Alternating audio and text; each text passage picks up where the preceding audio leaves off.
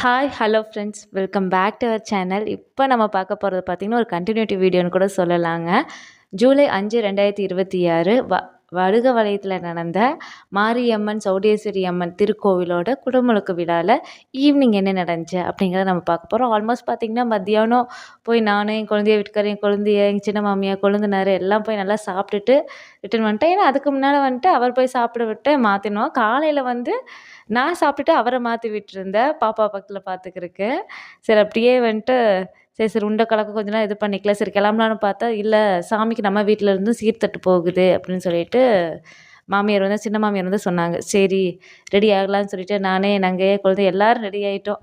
எங்கள் சின்ன மாமியை விட்டு இன்னொரு சின்ன மாமியை மட்டும் என் குழந்தைய பார்க்குறேன். நான் சரி நான் இருந்துக்கு நீங்கள் போயிட்டு வாங்க சாமியே அப்படின்னு சொல்லிட்டு நாங்கள்லாம் கிளம்பி 4 மணிக்கே வந்துட்டு அறக்க பறக்க போனேன்னு கூட சொல்லாங்க. பார்த்துருக்கலாம் நீங்கள். நான் பின்னாடி நின்றுருந்தார் இல்லைங்களா, அதான் என் குழந்தையா வீட்டுக்காரரு. பட் நம்ம லைஃப்பில் சிலர் ஃப்ரெண்ட்ஸாக இருப்பாங்க, ரிலேட்டிவ்ஸாக இருப்பாங்க. ஆனால் ரிலேட்டிவ்ஸாக சிலர் ஃப்ரெண்டு வைபுக்கு செட் ஆவாங்க இல்லைங்களா, அந்த மாதிரி நான் மேரேஜ் ஆனதுக்கப்புறம் என் ஹஸ்பண்ட் சைடில் மாமியார் சைடு மாமனார் சைடு இருப்பாங்களே, இது மாமனார் சைடில் இருக்கக்கூடிய ரிலேட்டிவில் நம்ம வைபுக்கு செட் ஆனவங்கன்னே சொல்லலாம். சரி ஃபஸ்ட்டு கோயிலுக்கு போயிட்டு வந்துடலாம், அப்புறமா சீர்தட்டுக்கு போய்க்கலாம் அப்படின்னு சொல்லிட்டாங்க. அப்புறம் தான் சரி சாயங்காலம் போது ஒரு 3 மணிக்கும் போது கூட்டம் கொஞ்சம் கம்மியாக இருந்துச்சு. சரி கோயிலுக்கு போய்க்கலாம் அப்படின்னு சொல்லிட்டு கோயிலுக்கு போயிருந்தோம். மேலே பார்த்திங்கன்னா சிவலிங்கம், ஒரு பக்கத்தில் மாரியம்மன், முருகர் இதெல்லாமே மேலே பெயிண்ட் பண்ணியிருந்தாங்க. எனக்கு இந்த ரெக்கையை வச்சுட்டு சாமி மாலை கையில் வச்சுருக்கு இல்லைங்களா, அது பார்க்கும்போது இந்த டிபெட் ஃபார்மே எனக்கு ஒரு ஃபீல் ஆகிட்டுருக்கு. எல்லா ஃபேமிலியும் இருக்குதுன்னு சொல்லிட்டு. இது எங்கள் வீட்டுக்காரரோட அத்தை, அது என்னோடய சின்ன கொழுந்தனார், எங்கள் பாப்பா, இது எங்கள் அண்ணன் பொண்ணு, இது என்னோடய கொழுந்தியா. பார்க்கலாங்க உள்ள பாப்பா குழந்தையோட குழந்தைய அப்புறம் எழுந்திரிச்சிட்டு அவளையும் கூப்பிட்டு தான் எங்கள் சின்ன மாமிங்கெல்லாம் சேர்ந்து உள்ளே போய் பாப்பா உள்ளே கொடுத்து எடுத்துகிட்டு வந்தோம். பார்த்துக்கோன்னே வீடியோ எடுக்கிறேன்டி அப்படின்னோடனே பார்த்தீங்கன்னா என் குழந்தையா மூஞ்சில என்ன ஒரு சந்தோஷம், பீஸ் காமிச்சிட்டு ஒரே அக்கப்போர் தான். அதுக்கப்புறம் நான் நான் இல்லாமையே வீடியோலன்னு சொல்லிட்டு எனக்கு நானே திருப்பி எடுத்தேன். எங்கள் வீட்டுக்காரர் வாங்கி ஒரு நிமிஷம் கொண்டா அப்படின்னு சொல்லிட்டு வீடியோ ஆஃப் பண்ணிட்டார். அட பாவத்தை அப்படின்னு நினச்சிட்டேன். சரி இருக்கட்டும், ஏதா இருந்தாலும் பார்த்துக்கலாம் அப்படின்னு சொல்லிட்டு தான் ஃபுல்லும் யாகசாலை முன்னாடி வளர்த்திருந்தாங்க, ஓமகுண்டம். அது வளர்த்துனதுக்கப்புறம் உள்ளே என்ட்ரானதுக்கப்புறம் தான் கோவிலோட இது. நீங்கள் ஆல்ரெடி அந்த திருவிழா சமயத்தில் குடமுழுக்கப்போ நான் உள்ளே அந்த வீடியோ காமிச்சிருந்தேன் இல்லைங்களா, அது ஃபுல்லுமே கம்ப்ளீட்டாக பார்த்திங்கன்னா அந்த கோயில் ரொம்பவே எக்ஸ்டெண்ட் பண்ணியிருந்தாங்க. முதல்ல ஒரு சின்ன கோவில் மட்டும் தான் இருந்துச்சு. அதுக்கப்புறம் கம்ப்ளீட்டாக எக்ஸ்டெண்ட் பண்ணியிருந்தாங்க. இந்த கோயிலை நான் ஆல்ரெடி சொல்லியிருந்த மாதிரி முருகர் வள்ளி தெய்வானையோடையும், சிவன் லிங்க வடிவத்திலையும், அதே மாதிரி பெருமாள் அவங்க இரு மனைவர்களோடையும், அவங்களுக்கு அது முன்னாடி கருடாழ்வாரோடையும் இருக்காங்க. நவகிரகங்களும் இருக்குது. அதே சமயத்தில் அங்கே காக்கும் கடவுளான பாடிகார்ட் கருப்புசாமியும் இருக்காங்க. சுற்றியும் கோயில் பிரகாரம் இது நாங்கள் சுற்றி இது பண்ணிகிட்ருந்தோம். அது முன்னாடி போயிட்டுருக்காங்க இல்லைங்களா நம்ம பாப்பாவை தூக்கிட்டு, அதுவும் எங்கள் நங்கையா. என் ஹஸ்பண்ட் என் குழந்தைய தூக்கிட்டாங்க. இதில் ஃபஸ்ட்டு நாங்கள் பிளான் பண்ணது என்னமோ சரி சீர்தட்டு எடுத்துகிட்டு போயிட்டு வரலாம் அப்படின்னு சொல்லிட்டு தான் போனதுக்கப்புறம் நாங்கள் 4 மணிக்கே போய் அங்கே உட்காந்துட்டோம். அதுக்கப்புறம் சொல்கிறாங்க இல்லை 6 மணிக்கு மேலே தான் சீர்தட்டு போகணும் அப்படின்னாங்க. ரிட்டன் அப்புறம் பாப்பாவும் எந்திரிச்சிருந்தா, குழந்தையும் என் பாப்பாவும் எந்திரிச்சிட்டா. சரி எல்லாம் எந்திரிங்க கோவிலுக்கு போகலான்னு சொல்லிட்டு அப்புறம் எங்கள் அண்ணன் பொண்ணும் இருந்தான். சரி அவன் தூங்கிட்டு சாமி நான் கோவிலுக்கு போகிற வாத்தங்க அப்படின்னோடனே சரித்தே அப்படின்னு சொல்லிட்டு அந்த பிள்ளைய அவசர அவசரமாக மூஞ்சி கழுவி ரெடி பண்ணி எல்லாம் கூப்பிட்டு போனோம். ஆல்மோஸ்ட் பார்த்திங்கன்னா இந்த கோயில் எனக்கு நினைவு தெரிஞ்ச உள்ள அந்த 2 மாரியம்மன், அந்த சௌடேஸ்வரி அம்மன் சின்ன கோயில் சைடில் ஒரு சின்ன இது இருந்துச்சு, கோயில் இருந்துச்சு. அதுலேயே அந்த 3 சாமியும் இருந்தாங்க. ஃபுல்லு கீழெல்லாம் அந்த மண் தரையாக தான் இருந்துச்சு. ஈவன் நல்லா எனக்கு ஞாபகம் இருக்குது. நான் கல்யாணமாகி 1 இயர் கழிச்சு தான் நான் போனேன். அப்போ கொரோனா சமயங்கிறனால வெளியே அந்த அளவுக்குலாம் போகக்கூடாது. 1 இயருக்கு அப்புறம் தான் பொண்ணு மாப்பிள்ளை போகும்போது ஆல்மோஸ்ட் நாங்கள் 8 மந்த்துக்கு அப்புறம் தான் பொண்ணு மாப்பிள்ளையே சில இடத்துக்கெல்லாம் போனோம். ரொம்ப பக்கத்தில் இடத்துக்கு மட்டும் அந்த முறக்காரங்க வீட்டுக்கு மட்டும் போயிட்டு வந்துட்டோம். அதுக்கப்புறம் எல்லாமே கொஞ்சம் ஆல்மோஸ்ட் 1 இயர் கிட்ட கூட நாங்கள் பொண்ணு மாப்பிள்ளை போகணும்னு சொல்லி இன்னுமே எங்களுக்கு கல்யாணமே குழந்த பிறந்தாச்சு. பாப்பாக்கே 4 வயசு ஆப்போகுது. இன்னுமே நாங்கள் பொண்ணு மாப்பிள்ளை போகாம நிறைய இடம் இருக்குது. ஈவன் நாங்கள் சரி அப்போ தான் பொண்ணு மாப்பிள்ளையாக தான் வரல, அட்லீஸ்ட் குழந்த பிறந்துச்சு. இப்போ குழந்தையவாச்சும் ஏன்னா அப்போ குழந்த பிறந்தப்போ சரி பெருசாகட்டு சரி இப்போ ஸ்கூலில் போட ஆரம்பிச்சிட்டிங்கள, இப்போவாச்சும் லீவு டைமில் வாங்க சாட்டர்டே சண்டே வரையில இன்னும் எங்கள் ரிலேட்டிவ் அதர் ஸ்டேட்ஸில் இருக்கவங்க கூப்பிட்டு தான் இருக்காங்க. என் ஹஸ்பண்டோட சித்தி அவங்க வந்துட்டு இன்னும் கர்நாடகாவில் தான் இருக்காங்க. அவங்களும் கூப்பிட்றதாகட்டும், என்னோட சைடு ரிலேட்டிவ் ஆந்திராவில் கொஞ்சம் இருக்காங்க. அவங்களும் சரி, லீவா இருக்கப்போ 2 நாள் 3 நாள் சேர்ந்தாப்புல இருக்கப்போ வாங்க. அப்போ தான் இங்கே ஸ்டே பண்ணி இங்கேயும் நம்ம சுற்றி பார்க்க முடியும். அப்படிங்கிறது அவங்களோட ஐடியாலஜியா இருந்துச்சு. வாங்க அப்படிங்கிறது ஒரு ரெக்வெஸ்ட்டாவும் இருந்துச்சு. சில டைமில் ஆர்டராவும் இருந்துச்சு. அப்படியே வாங்க ஜாலியா பார்த்துட்டு போலாம் அப்படின்னு சொல்லிட்டு தான். ஆனா, நாங்க 3 பேரும் போறதுக்குமா அங்க இப்ப எப்படின்னு கேட்டா, இப்ப எல்லாருமே நான் வந்ததுக்கப்புறம் தான் வந்துட்டு என்னோட குழந்தைங்க நான் கல்யாணம் ஆகி வரும்போது என்னோட 2 தங்கையாக்கு அஃப்கோர்ஸ் வயசுல மூத்தவங்க சீக்கிரம் கல்யாணம் ஆயிருந்துச்சு. ஒரே ஒரு குழந்தையாக்கு மட்டும் தான் கல்யாணம் ஆயிருந்துச்சு. அது மாமனார், மாமியார் சைடு எல்லா பக்கமே. ஆனா, இப்போ எல்லா கொழுந்தியா, நங்கை எல்லாத்துக்கும் கல்யாணம் ஆயிருச்சு. இன்னும் 2டே 2 கொழுந்தனார் மட்டும் தான் பேலன்ஸ் இருக்காங்க. அதுக்கப்புறம் மத்த கொழுந்தனார்லாம் வந்துட்டு காலேஜ், ஸ்கூலும் படிச்சுட்டு இருக்காங்க. அது முடிச்ச வரைக்கும் ஒரு 5, 6 வருஷம் ஆகும். அதனால அது வரைக்கும் நம்ம கொஞ்சம் ஃப்ரீயா இருந்துக்கலாம். அதுக்குள்ள இதெல்லாம் போய் சுத்தி பார்த்துரணும். ஐ மீன் போய் பார்த்துட்டு வந்துடணும் ரிலேட்டிவ். ஈவன் ஃபங்ஷன்ஸ்ல அந்த மாரி தான் அவங்களலாம் பார்த்துட்டு இருக்கேன். ஈவன் இந்த நோம்பில கூட நான் சொன்ன மாரி எல்லா மாமனார், மாமியாரையும் பார்ப்பேன். ஆனா என்ன, தனித்தனியா பார்த்ததுதான் சொன்னேன் இல்லைங்களா? சிலரோட வீட்டுக்கு மட்டும் தான் நான் போயிருக்கேன். இன்னுமே நெறைய சின்ன மாமனார், மாமியார் வீட்டுக்கெல்லாம் நான் போனதே இல்ல. வரலாம்ல வரல நான் வந்துட்டு எதா இருந்தாலும் மகன கேட்டுக்கங்க, மகன கேட்டுக்கங்கன்னு சொல்லிட்டு, நம்ம அப்படியே ஆள் காட்டி வரல, நம்ம ஆள் மேல பாயிண்ட் அவுட் பண்ணிட்டு வந்துருவேன். அப்படிதான் லைஃப் போயிட்டுருக்குன்னு வைங்களேன். ஏன்னா, சில டைம் நம்மளோட back to back life routine போயிட்டுருக்கையில, அ அதாவது இங்க தான் போகணும்னு சொல்லி நம்ம பிளான் போட்டோம்னு வச்சுக்கோ, அது நடக்கிறதில்ல. அது நாசமா போயிடுது. அதுதான் லிட்ரலி உண்ம. எங்கேயாச்சும் போனா திடீர்னு கிளம்பி போனது தான் இதா இருக்கும். அதே மாரி நம்ம வந்து பிளான் பண்ணி கும்பலா போலாம் அப்படின்னு சொல்லிட்டு இது பண்ணா, அப்பப்போ வந்து ஒவ்வொன்னும் இதாயிரும். சொதப்பி விட்டுரும், கால வாரி விட்டுரும். அதனால டக்குன்னு எதா இருந்தாலும் கிளம்புறோம், டக்குன்னு போறோம். அப்படிங்கிற மைண்ட் செட்ல மட்டும் தான் இப்போ வரைக்கும் இருக்கேன். பார்த்தீங்கன்னா தெரியும் எங்க குட்டி பாப்பா இது பண்ணதெல்லாம். நீங்க ஆல்ரெடி வந்து என் குழந்தையோட பாப்பாவுக்கு வந்து பேர் வைக்கக்கூடிய வீடியோ வந்து நான் தனியா போட்டிருக்கேன். ஈவன் அவளோட வளகாப்பு கூட வீடியோவா நான் அப்லோட் பண்ணியிருக்கேன். விருப்பம் இருந்தா போய் பார்க்கலாம். அ அது யாரையும் நான் வந்து ஃபோர்ஸ் பண்ணல. ஆனா அந்த வீடியோல போய் பார்க்கும்போது என்னலாம் உங்களுக்கு தெரியும்னு கேட்டிங்கன்னா, கொங்கு சைடுல இருக்கக்கூடிய உறவு முறைகள், நம்ம கூப்பிடக்கூடியது, அதேமாரி அந்த பேர் வைக்கும்போது எந்த மாரி முறையில பேர் வைக்கிறாங்க அப்படிங்கக்கூடிய ஒரு சின்ன ஐடியா, ஒரு நாலேஜ் தெரிஞ்சுக்கலாம் அப்படிங்கிறது தான் என்னோட கருத்து. அ சரி, ஏன்னா இந்தியா ஒரு டெமோக்ராட்டிக் கண்ட்ரி. நம்ம கருத்து நம்ம சொல்லலாம் இல்லைங்களா? தப்பில்ல. உங்க கருத்து நீங்க சொல்லலாம். ஆஃப்கோர்ஸ் கமெண்ட் செக்ஷன்ல.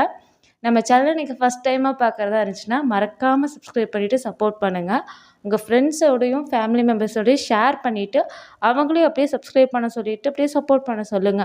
கண்டிப்பா பிடிச்சிருந்துச்சுன்னா வீடியோ லைக் போட்டு விடுங்க. கமெண்ட் பண்ணுங்க. ஆஃப்கோர்ஸ் இப்போ வந்து யூடியூப் வந்து அப்டேஷன் வந்திருக்கு. யூடியூப் ஆப் நீங்க அப்டேட் பண்ணீங்கன்னா, சைடுல வந்து ஒரு 3 டாட் காமிக்கும். அத கிளிக் பண்ணீங்கன்னா, நீங்க ஹைப் ஹைப்புங்கிற ஒரு ஆப்ஷன் இருக்கும். அத கிளிக் பண்ணிட்டீங்கன்னா, உங்களுக்கு வந்து கீழ வந்து 2.6K பாயிண்ட்ஸ் வந்து குடுக்கலான்னு சொல்லிட்டு. அது மாரி நீங்க ஹைப் குடுக்கலாம். ஒரு வீடியோவுக்கு நீங்க 3 முறை கூட நீங்க ஹைப் குடுத்துக்கலாம். ஒரு வாரத்துக்கு 3 ஹைக் வந்து நீங்க குடுக்கலாம். ஹைப் வந்து குடுக்கலாம். அந்த மாரி தான். ஏன்னா நீங்க அப்படி குடுக்கறனால, நீங்க லைக் போடுறனால பார்த்தீங்கன்னா, மத்தவங்களுக்கும் வந்து வீடியோ வந்து சஜெஸ்ட் ஆகும். அதனால தான் உங்ககிட்ட நான் இந்த இது இவ்வளோ தூரம் வந்து எக்ஸ்பிளைன் பண்றேன். கண்டிப்பா உங்களுக்கு பிடிக்கும்னு நம்புறேன்.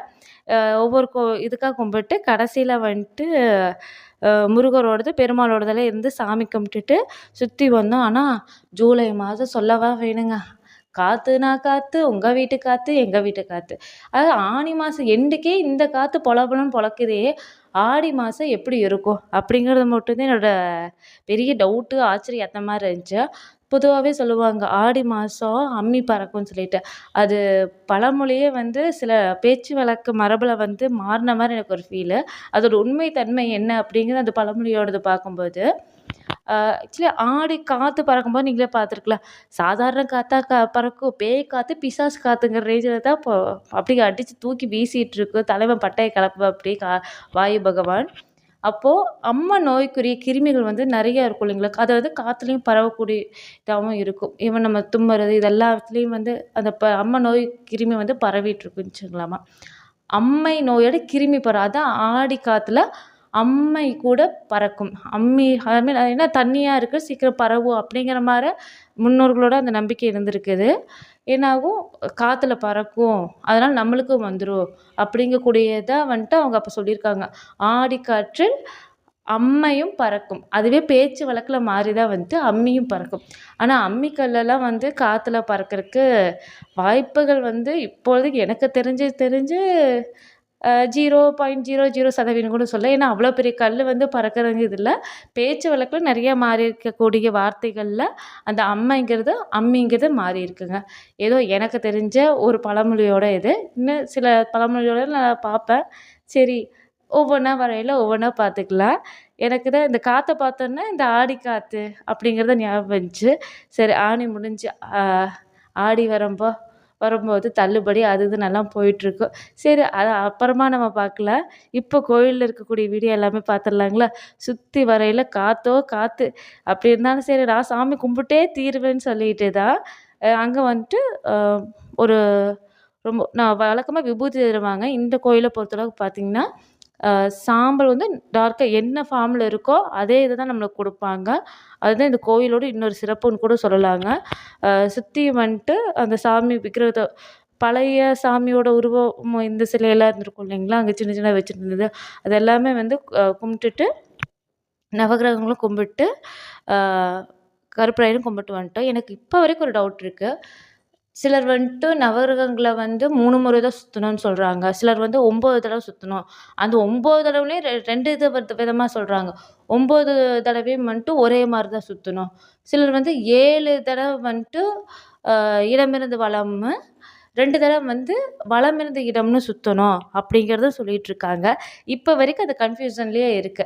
நான் பார்க்குற வரைக்கும் 3 சுத்து ஒரே மாரி சுத்துவேன். இல்லைன்னா ஒரே சுத்து சுத்திட்டு இது பண்ணிக்கிறதாங்க. அதேமாதிரி ஈவினிங் டைம் வந்துட்டு அரச மரத்த சுத்தக்கூடாது அப்படிங்கக்கூடிய இதுவும் சொல்கிறாங்க. அது சயின்டிஃபிக் ரீசனும் இருக்குது. ஏன்னா அந்த டைமில் மரத்துலேருந்து வரக்கூடிய ஆக்சிஜன் ஆகட்டும், அந்த இது எதுவுமே நம்மளுக்கு வந்து கரெக்டாக சப்ளை ஆகாது. அதனால தான் வந்துட்டு இரவு நேரங்களில் வந்துட்டு மரத்தடியில் படுக்கக்கூடாது. சாமி சிலை இருந்தாலும் சாயங்கால நேரம் சுற்றக்கூடாது அப்படிங்கக்கூடிய சொல்லுவாங்க. ஏன்னா இது எனக்கு ஓகே, அது அக்செப்டபிள். ஆனால் எனக்கு இந்த நவகிரகம் சுற்றுறதே வந்துட்டு இப்போ வரைக்கும் வந்து பிரச்சனையாக தான் இருக்குது. அது நவகிரகம் நம்ம வாழ்க்கையில் வச்சு செய்யறாங்க. அதெல்லாம் இல்லைன்னு நான் சொல்ல மாட்டேன். எல்லாத்தோட லைஃப்பும் அப்படி தான் போயிட்டுருக்குன்னு நம்புகிறேன். அப்படிதான் எனக்கு இந்த நவகிரகத்தோட கிளாரிஃபிகேஷன் இன்னுமே எனக்கு தெரியாம தாங்க இருக்கு. யாராச்சும் நல்லா தெரிஞ்சவங்க இருந்தீங்கன்னா, தயவு செஞ்சு சொல்லுங்க. 1 முறை சுத்தணுமா? இல்ல 3 முறை சுத்தணுமா? இல்ல 9 முறை சுத்தணும். அதுலயும் 9 முறையில ஒரே திசையில சுத்தணுமா? இல்ல 7 தடவ ஒரு திசையில சுத்திட்டு, எதிர் திசையா வந்து 2 தடவ சுத்தணுமா? அப்படிங்கிறது எனக்கு அது கொஞ்சம் நல்ல இதா தெரிஞ்சுச்சுன்னா சொல்லுங்க. பெரியவங்க யாராவது தெரிஞ்சு கேட்டும் கூட சொல்லுங்க. நானும் இப்போ வரைக்கும் விசாரிச்சேன். சிலர்லாம் வந்து 3 தடவ சுத்தினாவே போதும் சாமி நீ போ அப்படின்றாங்க. இப்போ வந்து கிளாரிட்டியே இல்லாம தான் இருக்கேன். நவகிரகங்கள பத்தி முழுசா தெரிஞ்ச யாராச்சும் பண்டிதர்கள் யாராச்சும் இருந்தீங்கனாலும் சரி, ஆ ஆன்மீக பெரியோர்கள் இருந்தாலும் சரி, மறக்காம எனக்கு கமெண்ட் பண்ணுங்க. அதுவும் ரெக்வெஸ்ட்டா தான் கேட்டுக்கிறேன். பார்த்தீங்கன்னாவே தெரியும், கோயில்ல வந்து சுத்தி கும்பிட்டுட்டு நான் வந்து ஒரே தடவ சுத்தி கும்பிட்டுருப்பேன். அதுலேயும் மேலே வந்து கலசத்துக்கு வந்து படிக்கட்டு போட்டிருந்தாங்க. அதையும் சுத்தி தான் வந்து சாமி கும்பிட்டுட்டு வந்துச்சு. நவகிரகங்கள பத்தி பேசணும்னா வைங்களேன், ஒரு தனி வீடியோவே போடணும். ஏன்னா அந்த அளவுக்கு வந்துட்டு ஒவ்வொருத்தரோட மகிமையும் இருக்கு. கும்பிட்டு வெளியே யாகசாலையும் சுற்றி கும்பிட்டுட்டு நாங்கள் வந்தோம். லைட்டாக டீ குடித்தாச்சு. சரி கிளம்பிக்கலாம். ஏன்னா வெளிச்சரிக்கையிலே கிளம்புனா தான் நல்லது. பாப்பாவுக்கு லைட்டாக சளி இருந்துச்சு. சரி வெளிச்சம் விளக்கிலேயே வீடு போய் சேர்றது நல்லதுன்னு சொல்லிட்டு கிளம்பிட்டோம். இதோட இந்த விலாக் வந்து முடியுது. இது போக தனியாக வந்து அந்த முளைப்பாறை, தீர்த்தக்குடம் எடுத்தது, காவடி ஆடு இதெல்லாம் வந்து தனியாக ஒரு வீடியோவாக அப்லோட் பண்ணுறேன். அதையும் போய் பாருங்கள். என் லைஃப்பில் இந்த கோயிலுக்கு ஒரு முக்கியமான அம்சம் இருக்குது. அதுவும் அந்த வீடியோவில் ஷேர் பண்ணியிருக்கேன். மறக்காமல் பாருங்கள். நாளைக்கு அதை அப்லோட் பண்ணுறேன். கண்டிப்பாக வீடியோ பிடிச்சிருக்குன்னு நம்புகிறேன். மறக்காமல் சப்ஸ்கிரைப் பண்ணிவிட்டு சப்போர்ட் பண்ணுங்கள். தேங்க்ஸ் ஃபார் வாட்சிங் my videos. Thanks a lot for your love and support. Thanks a lot for every one. Thank you.